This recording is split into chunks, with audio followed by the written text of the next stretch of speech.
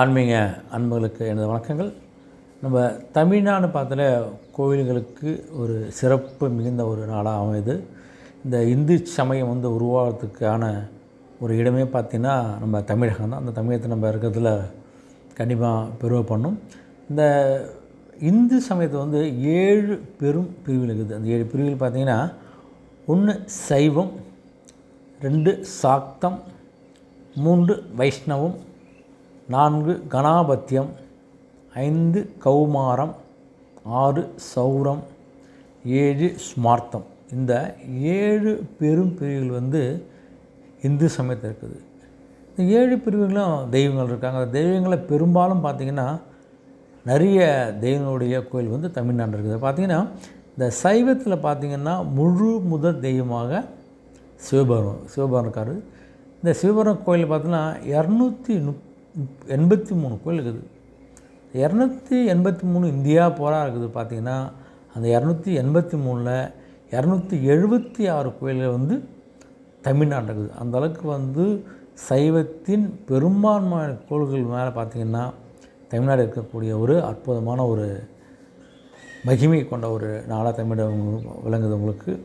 அடுத்தது பார்த்திங்கன்னா இந்த வைணவத்தில் இருக்கக்கூடிய 108 வைணவ திவ்ய தேச தலங்களில் இந்தியாவிலே இருக்கிற தலங்களை பார்த்தீங்கன்னா தமிழ்நாட்டில் 108ல் 96 ஸ்தலங்கள் தமிழ்நாட்டில் இருக்குது. ஒரு பெருமையான ஒரு பதிவு. இது நிறைய பேருக்கு தெரியுமா தெரியாது பார்த்து தெரிஞ்சுங்க.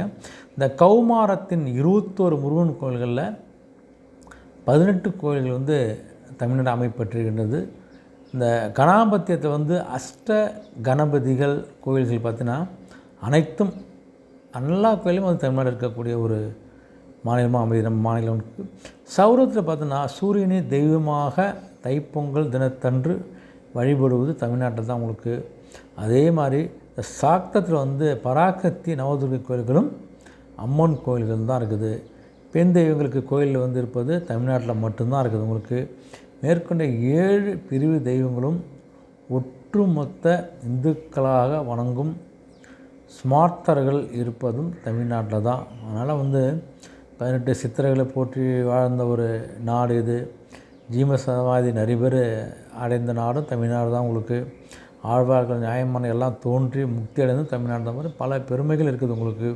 இந்த பஞ்சபூத கோயில் ஆகிய நிலம், நீர், ஆகாயம், நெருப்பு ஸ்தலங்களும் தமிழ்நாட்டில் தான் இருக்குது. நவகிரகங்கள் இருக்கக்கூடிய அனைத்துமே தமிழ்நாட்டு அமைப்பெற்ற ஒரு அற்புதமான ஒரு புண்ணியம் பெற்ற ஒரு நாடாக தமிழகம் அமைது உங்களுக்கு. 12 ராசிகள் மற்றும் 20 நட்சத்திரங்களுக்கான கோயில்களும் தமிழ்நாட்டில் தான் இருக்குது உங்களுக்கு. 12 ராசி 20 நட்சத்திரத்துக்கான கோயில் தமிழ் தான் இருக்குது உங்களுக்கு. இந்த சப்த லிங்க ஸ்தலங்கள் இருப்பதும் தமிழ்நாட்டில் தான். இது பண்பாட்டின் அடையாளம். நம்ம தமிழ்நாடுடைய பண்பாட்டின் அடையாளத்தை குறிக்கக்கூடிய அற்புதமான கோயில் எல்லாமே பார்த்திங்கன்னா தமிழகத்தில் அமைப்பெற்றிருக்குது. ரொம்ப சிறப்பு. இது பண்பாட்டின் வாழ்வியல் முறையை தமிழ்நாடு தான் முன்னிலை வகுத்துது. இந்த பண்பாட்டை பார்த்தா இந்த மருத்துவமான இயற்கை சித்த மூலிகை மருத்துவம் எல்லாம் உருவாந்தும் தமிழ்நாட்டில் தான். இந்து பண்பாட்டுடைய இயற்கை வேளாண்மை தோன்றி செழித்ததும் தமிழ்நாட்டில் தான்.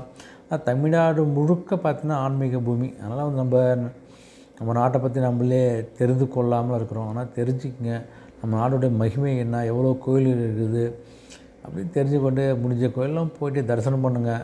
சித்திரை ஜீவசமாதியை பாருங்கள். கண்டிப்பாக நம்மளுக்கு ஒரு நல்ல ஒரு எண்ணங்களையும் நல்ல ஒரு முன்னேற்றத்தையும் நல்ல ஒரு வாழ்க்கையும் அமைச்சு கொடுக்குது. எந்த ஒரு சந்தேகம் இல்லாமல் நீங்கள் நல்ல ஒரு வாழ்க்கையை அமைகிறதுக்கான வாய்ப்பு நிறைய இருக்குது. பயன்படுத்திக் கொள்ளுங்கள். நன்றி, வணக்கம்.